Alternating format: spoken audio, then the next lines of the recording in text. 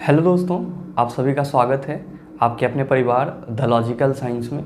मैं हूं आलोक सिंह आतिश और आज के इस वीडियो सेशन में हम लोग बात करने वाले हैं साइंस अत्यंत उपयोगी तथ्य के छठे पाठ की। जी हाँ दोस्तों, इससे पीछे के वीडियो सेशन में हम लोगों ने साइंस अत्यंत उपयोगी तथ्य का 5वां पार्ट देखा था, जहाँ पे हम लोगों ने साइंस के वैसे इंपॉर्टेंट फैक्ट को डिस्कस करा था जो आपके एग्जाम में लगातार क्वेश्चन बन करके आपसे पूछे जाते हैं। दोस्तों, आज के इस सेशन में भी हम लोग साइंस के वैसे ही इंपॉर्टेंट फैक्ट को डिस्कस करेंगे जो आपके एग्जाम के लिए बहुत ही रेलेवेंट है।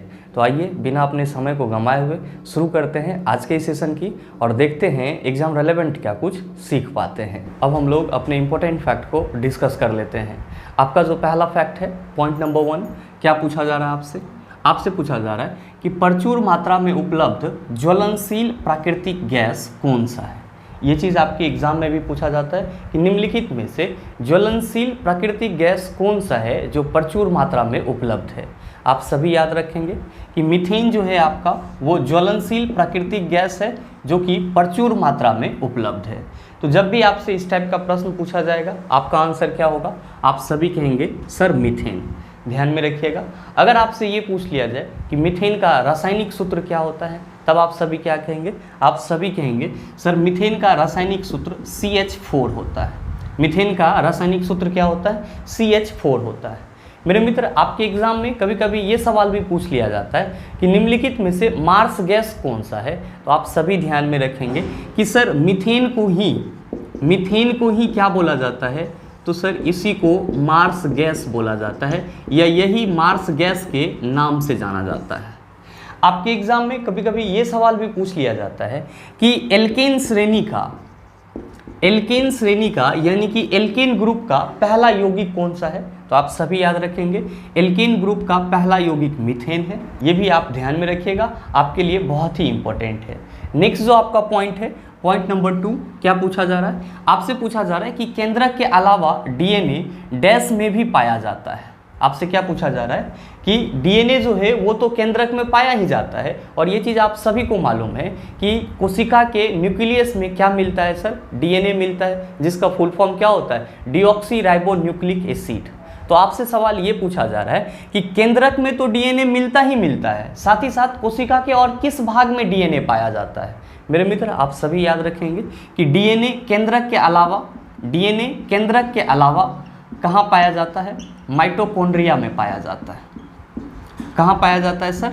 माइटोकॉन्ड्रिया में पाया जाता है और उसी माइटोकॉन्ड्रिया की बात कर रहे हैं जिसको आप लोग power house of the cell कहते हैं। तो आपके एग्जाम में ये क्वेश्चन भी पूछ लिया जाता है कि power house of the cell के नाम से जाना जाता है।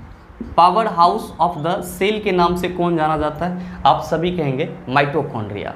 ध्यान में रखिएगा, इसी को हिंदी में हम लोग क्या कहते हैं? कोशिका का ऊर्जा गृह कहते हैं। तो आपके एग्जाम में ये चीज़ भी पूछ लिया जाता है।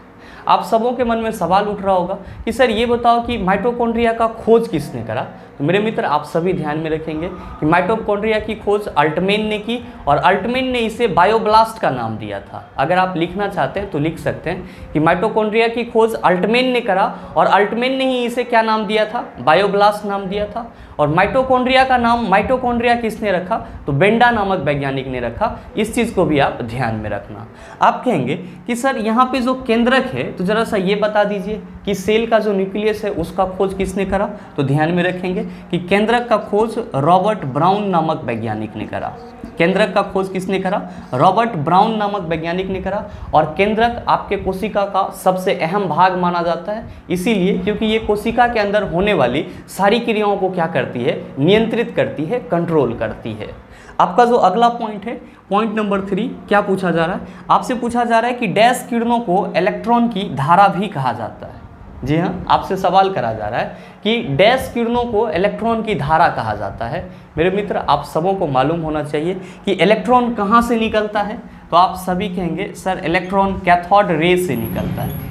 इलेक्ट्रॉन कहाँ से निकलता है? कैथोड रे से निकलता है। तो आपसे जो सवाल पूछा जा रहा है कि डैश किरणों को इलेक्ट्रॉन की धारा भी कहा जाता है, आप क्या कहेंगे? कैथोड किरणों को इलेक्ट्रॉन की धारा भी कहा जाता है। अगर आपसे कोई ये पूछ ले कि इलेक्ट्रॉन की खोज किसने करा, तो आप सभी क्या कहेंगे, सर इलेक्ट्रॉन की खोज जे थॉमसन ने करा। अच्छा ध्यान में रखिएगा कि कोई भी परमाणु होते हैं उसके 3 सब एटॉमिक पार्टिकल्स होते हैं, जिसमें आपका इलेक्ट्रॉन, प्रोटॉन और न्यूट्रॉन होता है। तो इलेक्ट्रॉन, प्रोटॉन और न्यूट्रॉन क्या हैं, तो आप सभी कहेंगे सर ये परमाणु के सब एटॉमिक पार्टिकल्स हैं, यानी कि उप परमाणविक कण हैं। तो आप इस चीज़ का भी ख्याल रखेंगे। अगर आपसे ये पूछ लिया जाए कि प्रोटॉन का खोज किसने करा, तो आप सभी ध्यान में रखेंगे गोल्डस्टीन। आप कहेंगे सर गलत बता रहे हैं, हम लोग तो रदरफोर्ड के बारे में पढ़ते हैं। ध्यान में आपको ये रखना है कि प्रोटॉन के बारे में सबसे पहले जो अपना थ्योरी था वो गोल्डस्टीन के द्वारा दिया गया, लेकिन गोल्डस्टीन इस चीज़ को बहुत हद तक क्लियर नहीं कर पाए थे। बाद में जब रदरफोर्ड आए तो उन्होंने इस चीज़ को क्लियर करा। इसीलिए अब आपके एग्जाम में क्वेश्चन के ऑप्शन में क्या मिलता है कि प्रोटॉन के खोज करता थे तो रदरफोर्ड। तो आप इस चीज़ का भी ख्याल रखिएगा। न्यूट्रॉन का खोज जेम्स चैडविक ने करा, ये चीज़ आप सभी जानते होंगे। आपका जो अगला पॉइंट है, पॉइंट नंबर 4, क्या पूछा जा रहा है कि परमाणु विस्फोट में डैश ऊर्जा में परिवर्तित हो जाता है। भाई मेरे आप सभी कहेंगे सर परमाणु विस्फोट होगा, इसका मतलब ये हुआ कि परमाणु बम के अंदर जो रासायनिक ऊर्जा होगा उसका विस्फोट होगा। तो जाहिर सी बात है कि परमाणु जब विस्फोट होगा तो उसमें रासायनिक ऊर्जा किस में बदल जाएगा। आप कहेंगे सर विस्फोट होने के बाद बहुत ज़्यादा ऊष्मा निकलती है, मतलब रासायनिक ऊर्जा ताप ऊर्जा में बदल जाएगा। तो आप ये कह सकते हैं कि परमाणु विस्फोट में रासायनिक ऊर्जा किस में परिवर्तित हो जाता है। आप सभी कहेंगे सर ताप ऊर्जा में परिवर्तित हो जाता है। आप इस चीज़ का ख्याल रखना। मेरे मित्र आप सभी ये भी याद रखना, अगर आपसे कभी ये पूछ लिया जाए कि परमाणु बम किस सिद्धांत पर कार्य करता है, आप सभी क्या कहेंगे, परमाणु बम नाभिकीय विखंडन सिद्धांत पर कार्य करता है। आप इसको भी ध्यान में रखना। आपका जो अगला पॉइंट है, पॉइंट नंबर 5, क्या पूछा जा रहा है, आपसे पूछा जा रहा है कि कौन सी धातु वायु की अभिक्रिया नहीं करती है। यहाँ पे वायु के साथ लिख लेंगे सर। आपसे पूछा जा रहा है कि कौन सी धातु वायु के साथ अभिक्रिया नहीं करती है। मेरे मित्र आप सभी कहेंगे कि सर सोना और प्लेटिनम वायु के साथ अभिक्रिया नहीं करती है। क्यों नहीं करती है सर? इसलिए नहीं करती क्योंकि सोना और प्लेटिनम दोनों ही क्या है सर, दोनों ही उत्कृष्ट धातु हैं, यानी कि नोबेल मेटल हैं, और ये बहुत लो रिएक्टिव होते हैं, इसीलिए वायु के साथ अभिक्रिया नहीं करते हैं। तो जब भी आपसे ये सवाल पूछा जाए कि निम्नलिखित में से कौन सी धातु वायु के साथ अभिक्रिया नहीं करती है, तो आप कहेंगे नोबेल मेटल, जिसको हम लोग हिंदी में उत्कृष्ट धातु कहते हैं, वो वायु के साथ अभिक्रिया नहीं करती है। आपसे पूछा जाएगा कि नोबेल मेटल कौन कौन से हैं, तो आप किसका नाम लेंगे, सोना और प्लेटिनम जो है ये नोबेल मेटल है। अगर आपसे ये पूछ लिया जाए कि कौन सी धातु वायु के साथ अभिक्रिया करती है, मेरे मित्र आप सभी कहेंगे सर जो बहुत ज़्यादा अभिक्रियाशील धातु होगा वो वायु के साथ अभिक्रिया करेगा। और आपको मालूम है कि सोडियम और पोटेशियम, जो आपका पोटेशियम और सोडियम है, ये क्या होता है सर, वायु के साथ बहुत तेज़ी से अभिक्रिया करता है। इसीलिए हम लोग कहते हैं कि सर सोडियम और पोटेशियम जो है वो बहुत ज़्यादा अभिक्रियाशील होते हैं। मेरे मित्र एक और ख़ास बात ध्यान में रखिएगा, अगर आपसे कोई ये पूछ लिया जाए कि सफ़ेद सोना के नाम से कौन जाना जाता है, तो आप सभी कहेंगे सर प्लेटिनम जो है ये सफ़ेद सोना के नाम से जाना जाता है। प्लेटिनम किसके नाम से जाना जाता है, सफ़ेद सोना के नाम से जाना जाता है। और अगर आपसे कोई ये पूछ ले कि फाउंटेन पेन का नींव किससे बना होता है, पहले के ज़माने में फाउंटेन पेन यूज़ होता था, तो आपसे अगर ये पूछा जाए कि फाउंटेन पेन का नींव किससे बना होता है, आप सभी कहेंगे फाउंटेन पेन का नींव प्लेटिनम से बना होता है। आइए कुछ और भी इस तरह के इंपॉर्टेंट पॉइंट हैं उसको भी डिस्कस करते हैं, लेकिन उससे पहले अगर आप वीडियो को पॉज करके इन सारी चीज़ों को लिखना चाहते हैं तो लिख सकते हैं। आपका जो अगला फैक्ट है, पॉइंट नंबर 6, क्या पूछा जा रहा है, आपसे पूछा जा रहा है कि ग्रंथि जो अश्रु स्रावित करती है क्या कहलाती है। ये चीज़ आपके एग्जाम में भी पूछा जाता है कि निम्नलिखित में से कौन सा ग्रंथि आंसू का स्रवन करती है। मेरे मित्र आप सभी ध्यान में रखेंगे, आपके आँख में लेक्राइमल ग्रंथि पाई जाती है। कौन सा ग्रंथि पाई जाती है, लेक्राइमल ग्रंथि पाई जाती है, जो आंसुओं के सेक्रेशन के लिए क्या होती है, रिस्पॉन्सिबल होती है, जिम्मेदार होती है। तो आप इस चीज़ को हमेशा ध्यान में रखेंगे कि आपके आंख से जो आंसू निकलता है उसका श्रवण कौन करता है, तो आप सभी कहेंगे सर लेक्राइमल ग्रंथि। नेक्स्ट जो आपका पॉइंट है, पॉइंट नंबर 7, क्या पूछा जा रहा है, आपसे पूछा जा रहा है कि एक रोगी नियमित रूप से एक यूरोलॉजिस्ट के पास जाता है, उसका रोग डैश से संबंधित है। जी हाँ, आपके एग्जाम में ये सवाल भी पूछा जाता है कि अगर कोई रोगी नियमित रूप से, रेगुलर रूप से यूरोलॉजिस्ट के पास जा रहा है तो उसका रोग किससे संबंधित है। मेरे मित्र, आप सभी कहेंगे सर जो यूरोलॉजिस्ट होते हैं वो किडनी से संबंधित रोगों का निवारण करते हैं, तो जो व्यक्ति इसके पास बार बार जाएगा वो किस रोग से पीड़ित होगा। आप सभी कहेंगे सर किडनी संबंधित रोग से पीड़ित होगा। तो आपसे जो क्वेश्चन पूछा जा रहा है कि एक रोगी नियमित रूप से एक यूरोलॉजिस्ट के पास जाता है, उसका रोग डैश से संबंधित है, आप क्या कहेंगे सर उसका रोग किडनी से संबंधित है। मेरे मित्र ध्यान में रखना, अगर आपको पेट में किसी तरह की समस्या है तो आप किस डॉक्टर से मिलेंगे, सर आप गैस्ट्रोलॉजिस्ट से मिलेंगे। तो अगर आपसे ये पूछ लिया जाए कि गैस्ट्रोलॉजिस्ट के डॉक्टर किससे संबंधित होते हैं, तो पेट से संबंधित समस्याओं का निवारण किसके पास होता है, गैस्ट्रोलॉजिस्ट के पास होता है। अगर आपको हृदय से संबंधित किसी तरह का रोग है या किसी तरह की प्रॉब्लम है तो आप किसके पास जाएंगे, सर कार्डियोलॉजिस्ट के पास जाएंगे। और अगर आपको नाक, कान, गला इससे संबंधित किसी तरह का रोग है तो आप किसके पास जाएंगे, ईएनटी स्पेशलिस्ट के पास जाएंगे। और अगर आपको दांत से संबंधित कोई समस्या है तो आप किसके पास जाएंगे, डेंटिस्ट के पास जाएंगे। तो ये सब छोटे छोटे पॉइंट को भी ध्यान में रखिएगा, आपके एग्जाम के लिए बहुत ही उपयोगी है। नेक्स्ट जो आपका पॉइंट है, पॉइंट नंबर 8, क्या पूछा जा रहा है, आपसे पूछा जा रहा है कि चर्बी को हजम करने में जो द्रव सहायता करता है स्रावित होता है। जी हाँ, आपसे सवाल पूछा जा रहा है कि चर्बी को डाइजेस्ट करने के लिए जो द्रव सहायता करता है वो द्रव कहाँ से निकलता है। आप कहेंगे कि सर चर्बी को डाइजेस्ट कौन करता है, तो आप सभी ध्यान में रखना कि चर्बी में क्या पाया जाता है। आप कहेंगे सर इसमें वसा पाया जाता है, यानी कि फैट पाया जाता है। और फैट का पाचन कौन करता है सर, तो जो पितरस निकलता है आपके बॉडी में, जो पितरस निकलता है आपके बॉडी में वो क्या करता है सर, वो फैट का पाचन करता है या चर्बी के पाचन में सहायक होता है। मेरे मित्र आप सबों को मालूम है कि पितरस कहाँ से निकलता है आपके बॉडी में, तो आप कहेंगे सर यकृत से, जिसको हम लोग क्या बोलते हैं, जिगर भी बोलते हैं। अगर आपसे ये पूछ लिया जाए कि पितरस का संचयन कहाँ पे होता है, पितरस स्टोर कहाँ पे होता है, तो आप सभी ध्यान में रखना कि पितरस का संचयन यानी कि पितरस आपका स्टोर कहाँ पे होता है, तो सर पित्ताशय में होता है। कहाँ पे होता है, पित्ताशय में होता है। तो यहाँ से आपके 3 क्वेश्चन बन पड़ते हैं। पहला क्वेश्चन कि चर्बी को हजम करने में कौन सा द्रव सहायता करता है, आप क्या कहेंगे सर चर्बी को हजम करने में पितरस सहायता करता है। फिर आपसे इस टाइप से पूछा जाता है क्वेश्चन कि चर्बी को हजम करने में जो द्रव सहायता करता है स्रावित होता है, कहाँ से सर, तो आप कहेंगे यकृत, जिसको हम लोग क्या कहते हैं, लीवर, या फिर और शुद्ध हिंदी में आप कह सकते हैं जिगर से स्रावित होता है। और आपसे ये भी क्वेश्चन पूछ लिया जाता है कि पितरस का संचयन कहाँ पे होता है, आप सभी क्या कहेंगे, पित्ताशय यानी कि गोल ब्लैडर में पितरस का संचयन होता है। नेक्स्ट जो आपका पॉइंट है, पॉइंट नंबर 9, क्या पूछा जा रहा है, आपसे पूछा जा रहा है कि वातावरण के संबंध में एसपीएम का विस्तार क्या है। जी हाँ, आपसे ये पूछा जा रहा है कि इन्वायरमेंट के संबंध में एसपीएम का फुल फॉर्म क्या होता है। मेरे मित्र आप सभी ध्यान में रखना, एसपीएम का full form suspended particulate matter होता है। सस्पेंडेड पार्टिकुलेट मैटर होता है।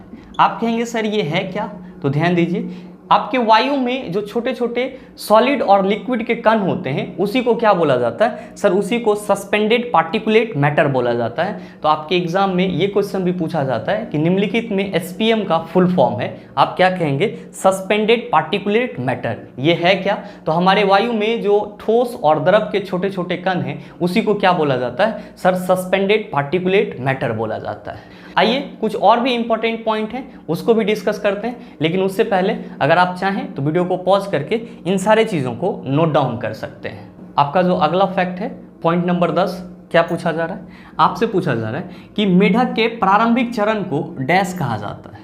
मेरे मित्र आप सभी ध्यान में रखना कि मेढक के इनिशियल स्टेज को हम लोग टेडपोल कहते हैं। क्या कहते हैं, टेडपोल कहते हैं। तो आपके एग्जाम में भी ये चीज़ पूछा जाता है कि निम्नलिखित में से मेढक का प्रारंभिक चरण है, आपका ऑप्शन दिया हुआ रहता है larva, egg, tadpole, none of this. आपका आंसर क्या होगा, आप सभी कहेंगे टेडपोल। मेरे मित्र ध्यान में रखेंगे, अगर आपसे ये पूछ लिया जाए कि मेढक किस टाइप का प्राणी है, आप सभी कहेंगे सर मेढक जो है ये उभयचर प्राणी है। मेढक क्या है सर, उभयचर प्राणी है। और आपके एग्जाम में ये क्वेश्चन भी पूछा जाता है कि मेढक का साइंटिफिक नेम क्या होता है, वैज्ञानिक नाम क्या होता है। तो आप सभी ध्यान में रखना, मेढक का वैज्ञानिक नाम राना टिग्राना होता है। मेढक का वैज्ञानिक नाम क्या होता है? तो राना टिग्राना होता है। आप इस चीज़ का भी ख्याल रखेंगे, आपके लिए इंपॉर्टेंट है। नेक्स्ट जो आपका पॉइंट है, पॉइंट नंबर 11, क्या पूछा जा रहा है? आपसे पूछा जा रहा है कि कौन सी प्रक्रिया CO2 को वातावरण से हटाती है। मेरे मित्र, आप सबों को मालूम है कि प्रकाश संश्लेषण की प्रक्रिया में प्लांट क्या करता है? तो सर ये वातावरण से CO2 लेता है और मिट्टी से H2O और खनिज लवण लेता है, और सूर्य प्रकाश और क्लोरोफिल की उपस्थिति में ये क्या बना लेता है? अपना भोजन बना लेता है, जो ग्लूकोज कहलाता है। साथ ही साथ ऑक्सीजन को भी रिलीज करता है। तो जितने भी प्लांट हैं वो क्या करते हैं सर? अपना भोजन बनाने के लिए CO2 का उपयोग करते हैं। तो आपसे ये क्वेश्चन पूछा जा रहा है कि कौन सी प्रक्रिया CO2 को वातावरण से हटाती है? तो प्लांट अपना भोजन बनाने के लिए कौन सी प्रक्रिया अपनाता है? प्रकाश संश्लेषण, जिसमें किसका यूज होता है? CO2 का यूज होता है। तो जो आपसे क्वेश्चन पूछा जा रहा है कि कौन सी प्रक्रिया CO2 को वातावरण से हटाती है, आप सभी कहेंगे सर प्रकाश संश्लेषण की प्रक्रिया, फोटोसिंथेसिस की प्रोसेस वातावरण से CO2 को क्या करती है? हटाती है। नेक्स्ट है आपका पॉइंट नंबर 12, क्या पूछा जा रहा है? आपसे पूछा जा रहा है कि कंप्यूटर शब्दावली में MIPS का अर्थ क्या होता है? आपसे ये पूछा जा रहा है कि कंप्यूटर में MIPS का मतलब क्या होता है। मेरे मित्र, आप सभी ध्यान में रखना कि MIPS का मतलब होता है मिलियन इंस्ट्रक्शन पर सेकेंड। मिलियन इंस्ट्रक्शन पर सेकेंड किसका फुल फॉर्म होता है? तो सर MIPS का फुल फॉर्म होता है। ध्यान दीजिएगा, इसी से मिलता जुलता आपको एक और चीज मिल जाता है, IMPS। क्या मिल जाता है? IMPS। तो अगर आपको कहीं पे ये मिले कि IMPS का फुल फॉर्म क्या होता है, तो आप सभी ध्यान में रखेंगे सर IMPS का फुल फॉर्म होता है immediate payment service. Immediate payment service, ठीक है। और MIPS का फुल फॉर्म तो मिलियन इंस्ट्रक्शन पर सेकेंड। नेक्स्ट आपका पॉइंट है, पॉइंट नंबर 13, कि मैनोमीटर का उपयोग कहाँ किया जाता है? आप सभी कहेंगे सर मैनोमीटर का उपयोग दाब मापने के लिए किया जाता है। मैनोमीटर का उपयोग किसके लिए किया जाता है? दाब मापने में किया जाता है। और अगर आपसे ये पूछ लिया जाए कि नैनोमीटर का उपयोग कहाँ किया जाता है, नैनोमीटर का उपयोग कहाँ पे किया जाता है? भाई मेरे, आप सभी ध्यान में रखना, नैनोमीटर का उपयोग अल्पतम दूरी यानी कि बहुत छोटा दूरी जो होता है उसको मापने के लिए किसका उपयोग करते हैं? नैनोमीटर का। तो आप कह सकते हैं अल्पतम दूरी को मापने के लिए नैनोमीटर का उपयोग किया जाता है और दाब को मापने के लिए मैनोमीटर का उपयोग किया जाता है। नेक्स्ट जो आपका पॉइंट है, पॉइंट नंबर 14, क्या पूछा जा रहा है? आपसे पूछा जा रहा है कि कोणीय वेग का विमीय सूत्र क्या होता है? आप सभी कहेंगे सर आपने बताया है पीछे के सेशन में कोणीय वेग इक्वल टू होता है कोण बटा समय। तो कोण का तो कोई डायमेंशन होता ही नहीं है, तो हम लोग कोणीय वेग का विमीय सूत्र क्या लिखते हैं? लिखते हैं m0 L0 T⁻⁻1। कोणीय वेग का विमीय सूत्र क्या होता है? m0 L0 T⁻⁻1। अगर आपसे ये पूछा जाए कि इसका फॉर्मूला क्या होता है, तो सर कोण बटा समय होता है। कोणीय वेग को किससे रिप्रेजेंट करते हैं? तो सर ओमेगा से रिप्रेजेंट करते हैं। किससे रिप्रेजेंट करते हैं? ओमेगा से। तो आप इस चीज़ का भी ख्याल रखिएगा। मेरे मित्र, उम्मीद करते हैं यहाँ तक के जितने भी इंपॉर्टेंट पॉइंट थे उन सभी को आप आसानी से समझ पाए होंगे। अब इस पॉइंट से अगर आपसे कोई क्वेश्चन पूछा जाए तो आप उसका जवाब भी आसानी से दे पाएंगे। साथ ही उम्मीद ये भी करते हैं कि वीडियो आपको अच्छा लगा होगा। अगर आपको वीडियो अच्छा लगा तो वीडियो को लाइक कीजिएगा, ज़्यादा से ज़्यादा शेयर कीजिएगा, और हाँ, अगर चैनल पे नए हैं तो सब्सक्राइब करके बेल आइकन दबा लीजिएगा, ताकि इस तरह के एग्जाम रेलेवेंट वीडियो का नोटिफिकेशन सबसे पहले आपके पास पहुँचे और आप उसको सबसे पहले देख पाएँ। मिलते हैं फिर अगले सेशन में, तब तक के लिए best of luck. Thank you, have a nice day.